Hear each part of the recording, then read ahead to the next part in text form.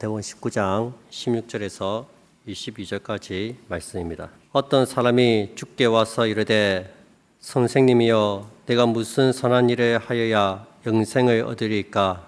예수께서 이르시되 어찌하여 선한 일을 내게 묻느냐? 선한 일은 오직 한 분이시니라. 네가 생명에 들어가려면 계명들을 지키라. 이르되 어느 계명이오니까? 예수께서 이르시되 살인하지 말라, 간음하지 말라, 도둑질하지 말라, 거짓 증언하지 말라, 내 부모를 공경하라, 네 이웃을 네 자신과 같이 사랑하라 하신 것이니라. 그 청년이 이르되 이 모든 것을 내가 지키었사온데 아직도 무엇이 부족하니까? 예수께서 이르시되 네가 온전하고자 할진대 가서 네 소유를 팔아 가난한 자들에게 주라. 그리하면 하늘에서 보화가 내게 있으리라. 그리고 와서 나를 따르라 하시니 그 청년이 재물이 많으므로 이 말씀을 듣고 근심하며 가니라. 아멘. 10,000원짜리 지폐로 가득 찬 방이 있었습니다. 주어진 시간 동안 10,000원짜리 지폐를 최대한 많이 주워 모으면 자기의 것이 됩니다. 그래서 한 사람이 등산 가방에다가 10,000원짜리 지폐를 열심히 주워 담았습니다. 하나라도 더 많이 주어진 시간 동안 열심히 주워 담고 있었습니다. 그때 다른 사람이 와서 이 사람에게 기에 대고 뭐라고 속삭였습니다. 그랬더니 갑자기 주워 담고 있던 그 등산 가방에서 10,000원짜리를 빼는 겁니다. 이 사람이 뭐라고 얘기했을까요? 저 옆방에 50,000원짜리 있다. 여러분, 더 가치 있는 것을 발견한 사람은 그것을 얻기 위해서 덜 가치 있는 것을 내던지기 마련입니다. 바울은 그리스도를 얻기 위하여 자기가 가진 모든 것을 배선물로 여긴다고 고백했습니다. 예수님만을 최고의 가치로 알고 살아가는 사람이 바로 우리 그리스도인들입니다. 우리 한번 다 같이 옆에 분들과 인사했으면 좋겠습니다. 예수님만이 진정한 보화이십니다. 주 예수보다 귀한 것은 없습니다.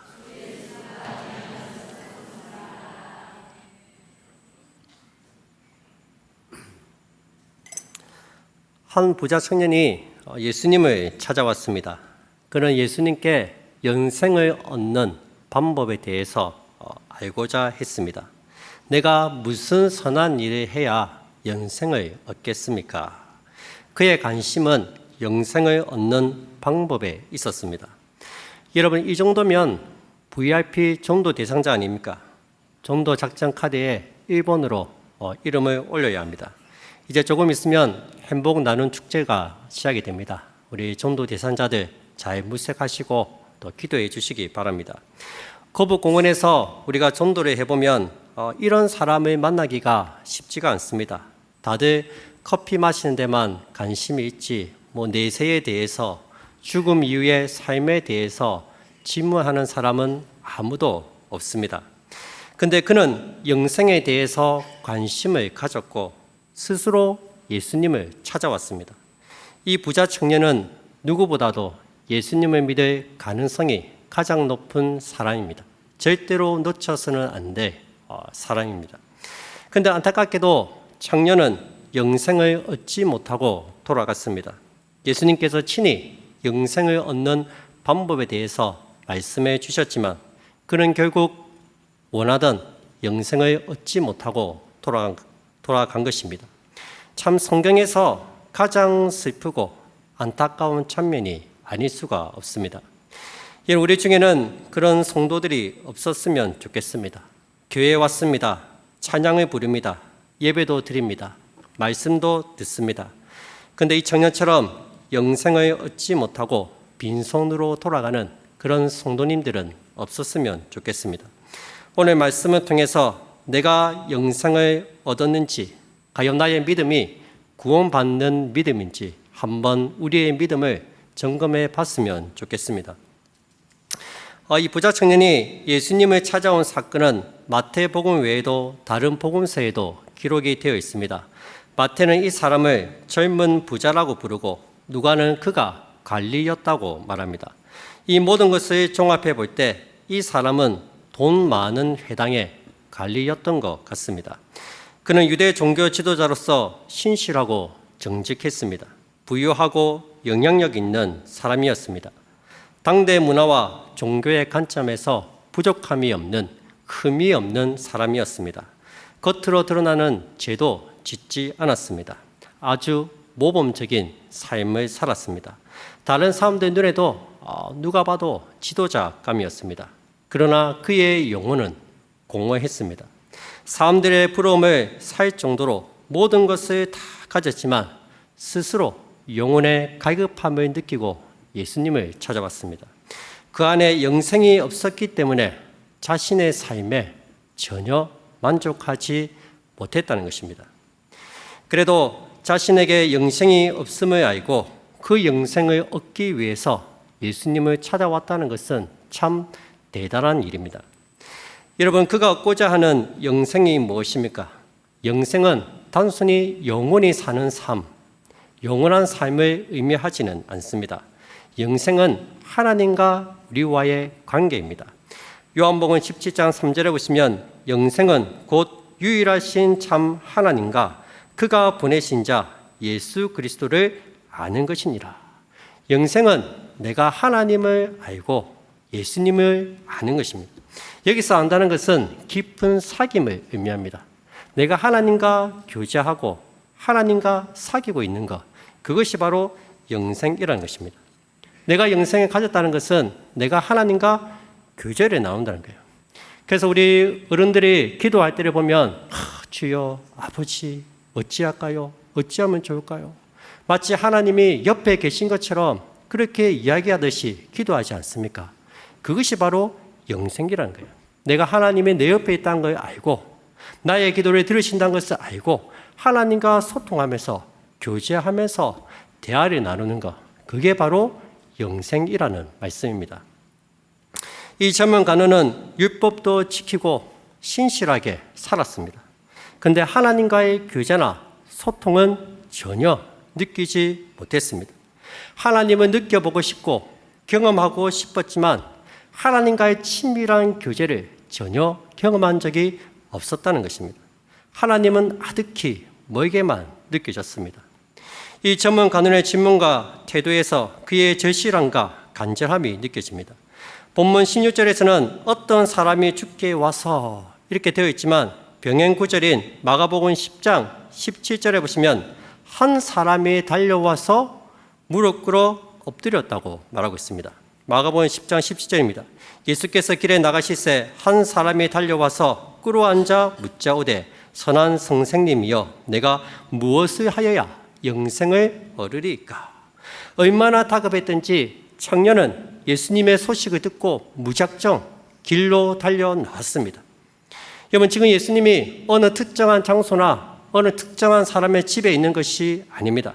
예수께서 길에서 나가실새 정확한 위치는 알 수 없지만 지금 길 위에 계십니다. 그 근방에 지나간다는 소식을 듣고 다짜고짜 예수님을 찾아 나왔다는 것입니다. 한참의 길을 찾아 헤매다가 예수님을 만났습니다. 그런 간절한 심정으로 주님 앞에 무릎을 꿇고 엎드렸습니다.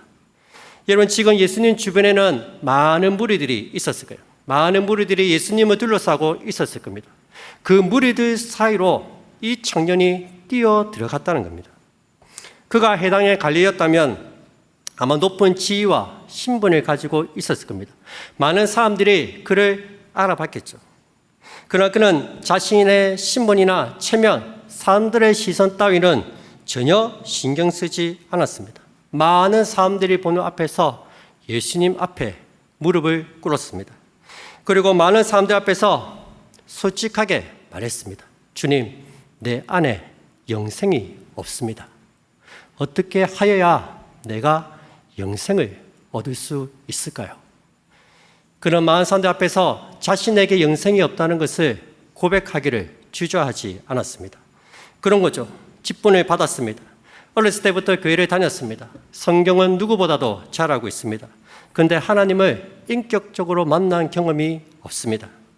구원을 받았는지도 잘 모르겠습니다. 다른 사람들은 빨리 죽어서 천국 가고 싶다고 하는데 왠지 나는 죽음이 두렵습니다. 여러분, 청년은 예수님을 선한 선생님이라고 부릅니다. 여러분, 선하다는 말은 헬라어에는 두 가지가 있습니다. 칼로스와 아가토스입니다. 칼로스는 형식이나 겉모습이 선한 것을 뜻합니다. 예를 들면 저처럼 생긴 사람들 있죠. 누가 봐도 선하게 생긴 사람. 참모짜상. 아멘이 안 나오네요. 사실 우리 담임 목사님이 참 인자하고 선하시지 않습니까? 예, 제가 우러러 보는 사람이 몇 명 없는데 목사님 항상 우러러 봅니다. 그리고 아가토스가 있습니다. 아가토스, 내면의 선, 도덕적인 선을 뜻합니다. 여기서는 아가토스가 쓰였습니다. 그는 예수님을 도덕적으로 선한 분으로만 인식하고 있었습니다. 아직 예수님을 메시아로는 전혀 모르고 있습니다. 단순히 도덕적으로 선한 선생님 정도로만 알고 있습니다. 어쩌면 그는 예수님의 힘 있는 가르침과 예수님의 삶에 매료되었을 것입니다. 아마도 저분이라면 나에게 영생에 대해서 가르쳐 줄 수 있지 않겠나 그렇게 생각을 했던 것입니다. 그래서 예수님을 찾아왔습니다. 선한 선생님이여, 내가 무슨 선한 일을 해야지 영생을 얻을 수 있겠습니까? 그는 영생을 얻기 위해서는 어떤 선한 일을 해야 한다고 그렇게 생각을 했습니다. 여러분, 영생을 얻으려면 어떻게 해야 합니까? 이 청년처럼 착한 일, 선한 일을 많이 하면 영생을 얻습니까?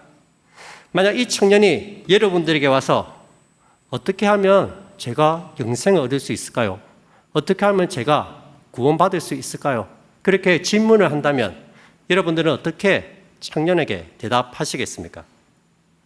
당연히 예수님을 믿어야 합니다. 예수님은 그냥 선한 선생님이 아닙니다. 예수님은 메시아이십니다. 인류의 죄를 구원하시기 위해서 이 땅에 오신 메시아이십니다. 그 예수님을 마음으로 믿고 그분을 주인으로 모시면 구원을 얻습니다. 아마 그렇게 대답하지 않겠습니까? 그런데 예수님은 청년에게 뜻밖의 대답을 하십니다. 우리 17절 말씀입니다. 우리 다 같이 17절 말씀을 함께 읽도록 하겠습니다. 시작. 예수께서 이르시되 어찌하여 선한 일을 내게 묻느냐? 선한 이는 오직 한 분이시니라. 네가 생명에 들어가려면 계명들을 지키라. 아멘. 네가 생명에 들어가려면 어떻게 해야 된다고 합니까? 계명들을 지키라 말씀하십니다. 뜻밖의 대답을 하고 계십니다. 네가 생명을 얻으려면 나를 믿어라. 주 예수를 믿어라. 나를 믿어야 한다. 그렇게 말씀하시지 않고 네가 생명을 얻으려면 이 계명들을 다 지켜야 한다. 그렇게 말씀하고 있습니다. 여러분, 계명들을 다 지키면, 율법을 다 지키면 구원받을 수 있습니까? 아니죠. 예수님을 믿어야 구원을 얻습니다. 그런데 예수님은 왜 청년에게 계명들을 다 지켜야 한다고 말씀하시는 걸까요? 여기에 예수님이 가르치시고자 하는 중요한 메시지가 있습니다. 이 세상에서 계명을 다 지킬 수 있는 사람은 단 한 사람도 없습니다. 전도서 7장 20절입니다. 선을 행하고 전혀 죄를 범하지 아니하는 의인은 세상에 없기 때문이로다. 이 세상에 전혀 죄를 짓지 않는 사람은 없다고 말씀하고 있습니다. 로마서 3장 23절입니다. 모든 사람이 죄를 범하였음에 하나님의 영광에 이르지 못하더니. 모든 사람들이 다 죄를 범하였다고 말하고 있습니다. 때문에 이 세상에 하나님의 계명을 다 지킬 수 있는 사람은 아무도 없습니다. 때문에 우리는 모두 다 죄인입니다. 예수님이 청년에게 모든 계명을 지키라고 명령하신 의도는 계명을 지킬 수 없는 너희의 무능함을 깨달으라는 것입니다. 지금 예수님은 청년의 죄를 지적하고 있습니다. 너 역시 죄인이다. 그 사실을 인정하라는 것입니다. 여러분, 우리가 구원받기 전에 먼저 깨달아야 할 것이 있습니다. 내가 바로 죄인이라는 사실입니다. 하나님 앞에서 죄를 범했다는 사실을 인정해야 합니다. 자신의 죄를 깨닫고 진심으로 하나님께 회개해야 합니다. 그래야만 영생을 얻을 수가 있습니다.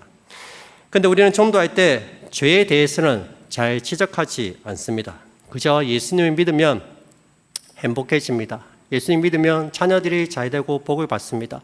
예수님 믿으면 모든 문제가 해결이 됩니다. 그렇게 죄와 십자가는 빼놓고 사람들의 필요나 문제만을 다룹니다.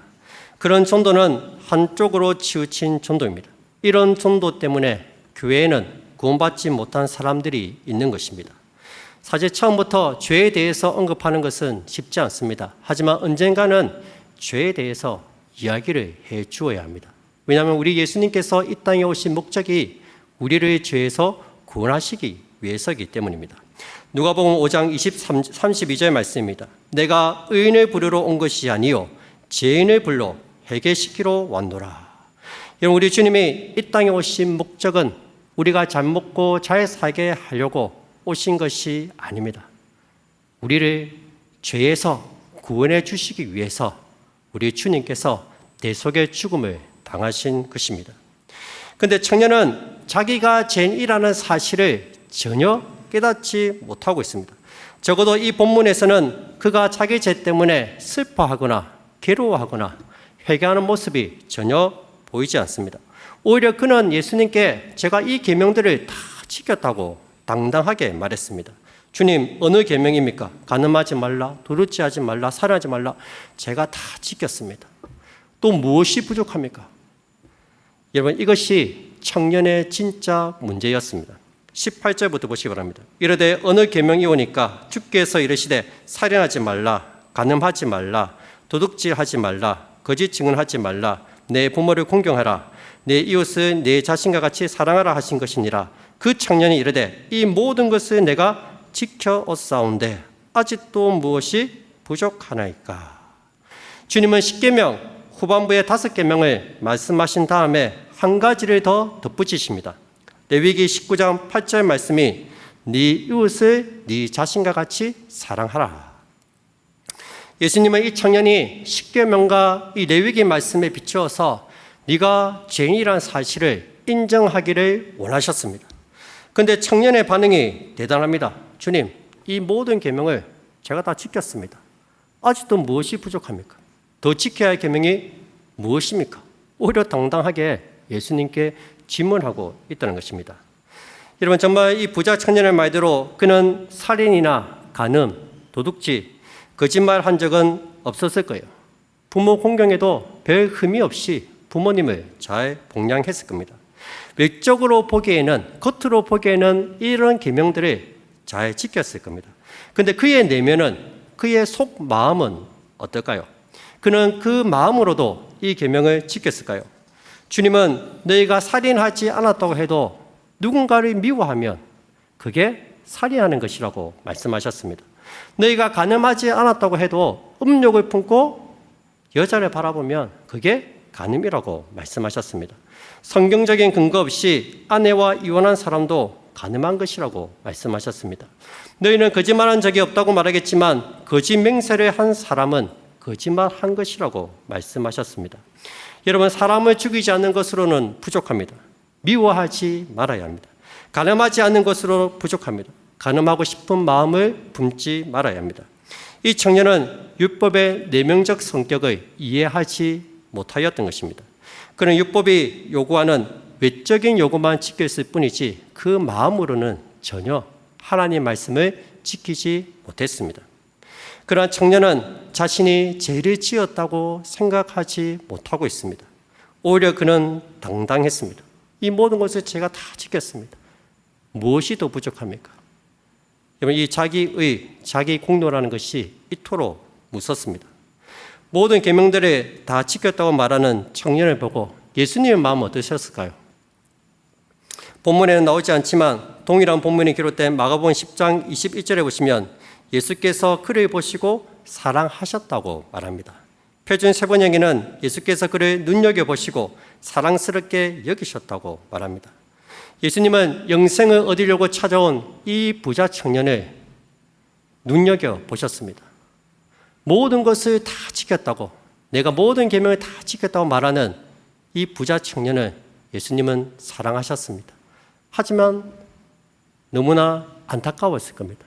자기 나름대로 열심히 신앙생활을 했지만 전혀 영생과는 거리가 먼, 자기가 죄인인지도 깨닫지 못하는 그의 영혼을 바라보면서 참 많이 안타까워하였을 하셨을 것입니다. 그가 자기의 죄를 깨닫지 못하는 한 절대로 구원을 받을 수 없습니다. 사랑하는 성도 여러분, 영생을 얻으려면 반드시 자신이 죄인임을 인정하셔야 합니다. 죄를 미워하고 진심으로 회개해야 합니다. 구원에 이르는 회개가 있습니다. 말 그대로 참된 회개는 구원에 이르게 합니다. 근데 이것은 인간 스스로 할 수 없는 성령의 역사입니다. 우리는 하나님의 성령에 의지해야만 거룩하신 하나님께 범죄했다는 사실을 깨달을 수 있습니다. 성령께서 우리의 심령 가운데 역사해 주셔야 합니다. 성령께서 죄를 깨닫게 해주시고 우리에게 자복하고 통회하는 마음을 성령께서 우리에게 주셔야만 합니다. 여러분, 사람들마다 처음 교회에 온 이유가 다 다릅니다. 내가 하나님께 헌신하고 싶고 하나님께 영광 돌리고 싶어서 교회에 온 사람은 아무도 없습니다. 거의 대부분 안 믿고 살 수가 없어서 어쩔 수 없이 오는 경우가 많이 있습니다. 경제적인 어려움 때문에 교회에 오시는 분들이 있습니다. 도무지 치료할 수 없는 육체의 질병 때문에, 사업이 부도나거나 어려움 때문에 절망감에 교회를 찾는 분도 있습니다. 혹은 가족들과의 망가진 관계들 때문에, 자녀들 때문에 교회에 오는 경우도 있습니다. 어떤 분은 나는 누구고 어떻게 살아야 하는지 인생의 근원적인 질문에 해답을 찾기 위해서 교회에 오시는 분들도 있습니다. 그렇게 물에 빠진 사람이 지푸라기라도 잡고 싶은 심정으로 누군가의 손에 이끌려서 교회에 나왔습니다. 그리고 하나님의 말씀을 듣습니다. 예수님이 죄 없는 하나님의 아들이셨는데 나의 죄 때문에 십자가에 대신 못 박혀 죽으셨다. 왜냐하면 하나님이 이 세상을 이처럼 사랑하셨기 때문이다. 이 말씀을 들을 때 어느 순간 그 말씀이 내 마음에 부딪힙니다. 감동이 밀려오기 시작합니다. 어떤 찬란한 빛이 어둠 속에 있던 내 영혼에 비춰주시고 들어오는 것입니다.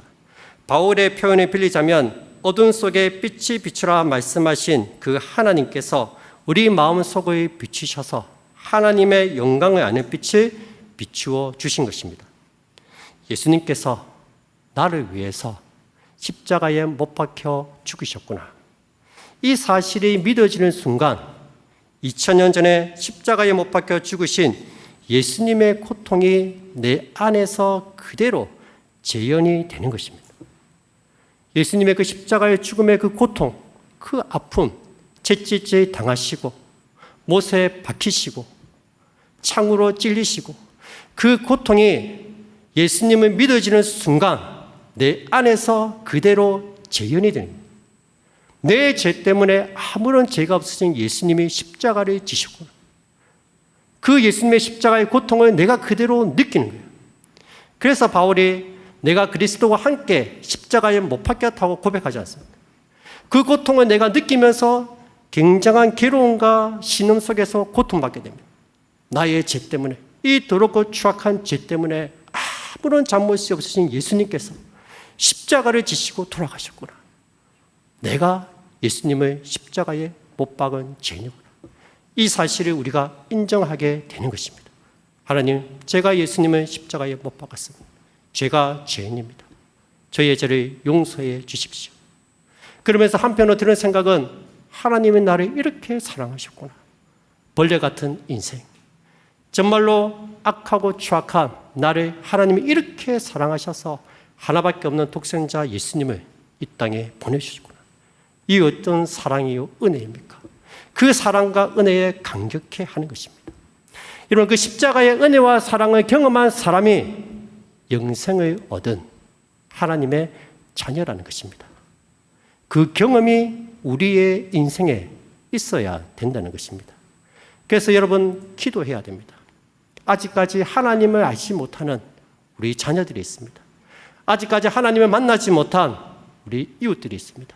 우리 구역원들이 있습니다. 그들을 위해서 기도해야 됩니다. 하나님, 성령께서 역사하셔서 우리가 죄인임을 깨닫게 하여 주시옵소서. 그 영혼에게 상하고 통회하는 마음을 주시옵소서. 진심으로 하나님 앞에 죄를 내려놓고 기도하게 하시고 십자가의 그 은혜와 사랑을 경험하게 하여 주시옵소서. 그렇게 우리가 그 영혼들을 위해서 기도해야 된다는 것입니다. 그렇게 예수님을 만난 사람만이 영생을 소유한 하나님의 자녀가 되는 것입니다. 이제 주님은 내 이웃을 내 몸처럼 사랑했다고 말하는 그 청년에게 그 증거로 모든 소유를 팔아 가난한 자들에게 나누어 주라고 말씀하십니다. 21절 22절 말씀입니다. 다 같이 읽도록 하겠습니다. 시작. 예수께서 이르시되 네가 온전하고자 할진대 가서 네 소유를 팔아 가난한 자들에게 주라. 그리하면 하늘에서 보화가 내게 있으리라. 그리고 와서 나를 따르라 하시니 그 청년이 재물이 많음으로 이 말씀을 듣고 근심하며 가니라. 아멘. 청년은 계명을 다 지켰다고 말했지만 이웃을 자기 몸처럼 사랑하라는 이 계명을 지키지 못했습니다. 그는 네 재산을 팔아서 가난한 자들에게 나누어 주라는 그 말씀에는 순종할 수 없었습니다. 그는 물질을 더 사랑했기 때문입니다. 여러분, 영생을 얻기 위해서는 자기가 소중하게 생각하는 것들을 포기할 수 있어야 합니다. 그렇다고 전 재산을 다 바쳐야 된다, 그런 의미는 아닙니다. 우리 예수님이 너의 인생에서 최우선순위가 되지 않는 한 구원은 없다는 것입니다. 여러분, 하나님만이 최고의 가치가 되어야 됩니다. 구원받은 성도는 하나님이 나의 모든 것들의 주인이 되심을 고백할 수 있어야 합니다. 물질뿐만 아니라 나의 삶, 나의 인생, 나의 시간, 나의 재능, 내가 가진 이 모든 것들이 다 하나님의 것임을 인정해야 됩니다. 하나님만이 나의 주인이 되심을 인정해야 된다는 것입니다. 구세군의 창설자인 윌리엄 부스가 임종을 앞두고 병상에 누워 있을 때였습니다. 그의 아들이 서류 봉투를 하나 가지고 왔어요. 아버지, 천국 가시기 전에 재산을 정리하는 이 서류 봉투에 사인해 주셔야 됩니다 하고 서류 봉투를 줬습니다. 윌리엄 부스가 그 종이를 받아들고 가까스로 펜을 잡고 적었습니다. 그리고 스스로 봉투를 봉합해서 아들에게 주었습니다. 나중에 아버지가 죽고 이 아들이 봉투를 열어봤습니다. 거기에는 윌리엄 부스의 서명이 없었습니다. 거기에는 이렇게 적혀 있었습니다. 예수님이 주인이시다. 예수님이 이 모든 것들의 주인이심을 고백한 것입니다. 그는 모든 소유의 주인이 예수 그리스도임을 선포했습니다. 여러분, 예수님을 나의 주인으로 고백하는 사람이 구원받은 하나님의 자녀입니다. 로마서 10장 9절 말씀입니다. 우리 함께 다 같이 로마서 10장 9절 함께 들어가겠습니다. 시작. 네가 만일 내 입으로 예수를 주로 시인하며 또 하나님께서 그를 죽은 자 가운데서 살리신 것을 내 마음에 믿으면 구원을 받으리라. 아멘. 뭐라 얘기합니까? 예수를 주로 시인하며, 예수님은 나의 주인으로 시인할 수 있어야 된다는 것입니다. 구원받은 하나님의 자녀라면, 하나님의 백성이라면 예수님만이 나의 주인이 되십니다. 예수님이 나의 전부가 되십니다. 예수님을 위해서라면 기꺼이 내 모든 걸 드릴 수 있습니다. 그 사람이 바로 구원받은 하나님의 자녀라는 것입니다. 우리가 먼저 입으로 예수를 주로 시인할 수 있어야 됩니다. 그렇게 할 때 우리 안에 영생이 일어나는 것입니다. 안타깝게도 청년은 예수님을 주인으로 고백하지 못했습니다. 그는 예수님보다 물질을 더 사랑했습니다. 주님을 따르는데 아무런 대가를 지불하고 싶지 않았기 때문입니다. 성경에는 이 청년과는 정반대의 반응을 보인 사람이 있습니다. 바로 삭개오입니다. 삭개오 역시 구도자였습니다. 그 역시 영혼의 목마름과 갈급함을 느끼고 예수님을 만나러 왔습니다. 많은 사람들이 예수님 사이에 있으니까 예수님을 보기 위해서 자기의 신분과 체면을 다 버리고 나무 위로 올라갔습니다. 예수님을 만난 삭개오가 어떻게 변했습니까? 누가복음 19장 8절입니다. 삭개오가 서서 주께 여짜오되 주여 보시옵소서, 내 소유의 절반을 가난한 자들에게 주겠사오며 만일 누구의 것을 속여 빼앗은 일이 있으면 내 갑절이나 갚겠나이다. 예수님께서 명령하신 것도 아닌데 자기 스스로 자기의 죄를 회개하고 제 소유의 절반을 가난한 사람들에게 나누어 주겠습니다. 누구의 것을 속여 빼앗은 적이 있다면 4배나 제가 갚겠습니다. 이 부자 청년의 태도와는 너무나도 다르지 않습니까? 예수님은 오늘 구원이 이 집에 이르렀다고 말씀하셨습니다. 여러분, 이것이 바로 구원받은 자의 모습입니다. 삭개오는 불의하게 살아온 자신의 모습을 회개했습니다. 자신의 소유의 절반을 가난한 자들에게 나누어 주겠다고 말했습니다. 그리고 내가 행여 누구의 것을 속여 빼앗는 일이 있다면 4배나 갚겠습니다. 이제는 정말 하나님 말씀대로 거룩하고 진실하게 그렇게 제가 살겠습니다. 그렇게 스스로 결단을 한 것입니다. 제가 이번 휴가 때 서울에 있는 서대문 현모소에 다녀왔습니다. 서대문 현모소는 일제시대 때 독립운동하는 사람들을 가둔 감옥입니다. 거기서 양정백 목사님에 관한 이야기를 들었습니다. 이분은 당시 길선주 이기풍 목사님과 함께 한국 장로교 최초의 목사 7명 중에 한 분이십니다. 목사 안수를 받고 나서 얼마 지나지 않아서 105인 사건이 일어났습니다. 일제가 독립운동을 하는 세력들을 탄압하기 위해서 학교 선생님, 교회 성도들, 일반 사람들 이렇게 해서 총 600명이 되는 사람들을 그냥 무작위로 다 잡아왔습니다. 이들을 40일 동안 감옥에 가두었습니다. 그리고 거짓 사건을 만들어서 이들에게 누명을 씁니다. 너희가 당시 일본 총독이었던 데라우치 총독을 암살하려고 계획을 했다. 그렇게 얘기를 한 거예요. 이 사람들은 그냥 평범한 사람들인데 이들에게 거짓 누명을 씌운 거예요. 그리고 네가 그렇게 했다고 자백해 하면서 모진 고문과 옥살이를 시키면서 굉장히 힘들게 했습니다. 이 모진 고문에 하지도 않은 일을 했다고 거기에 있는 사람들이 거짓 자백을 하게 되었고 총 105명이 실형을 받게 됩니다. 양정백 목사님도 그때 모진 고문에 견디다 못해 거짓 자백을 합니다. 이듬해 옥에서 풀려나서 주의 예배를 인도하신 목사님이 강단에서 이런 말을 했다고 합니다. 저는 여기서 설교할 자격이 없습니다. 하나님 앞에서 거짓말을 했기 때문입니다. 하지도 않는 일을 했다고 했으니 저는 하나님 앞에 부끄러워서 더 이상 설교할 수가 없습니다. 그렇게 대답했다고 합니다. 여러분, 예수님을 주인으로 모시고 살아가는 사람의 모습이 이런 모습이 아닐까요? 우리가 입으로만 예수님을 주로 고백해서는 안 됩니다. 실제 우리의 삶 속에서 예수님이 나의 주인이심을 고백할 수 있었으면 좋겠습니다. 하나님의 자녀로서 바르고 거룩하게 살았으면 좋겠습니다. 우리를 통해서 하나님이 욕을 먹는 것이 아니라 나의 삶을 통해서 하나님께서 영광을 받으시는 그런 거룩한 삶을 살아가는 우리 성도님들이 다 되었으면 좋겠습니다. 죄를 진심으로 회개하고 주님을 나의 주인으로 모시고 살아가는 우리 모든 성도님들이 다 되시기를 주님의 이름으로 축복드립니다.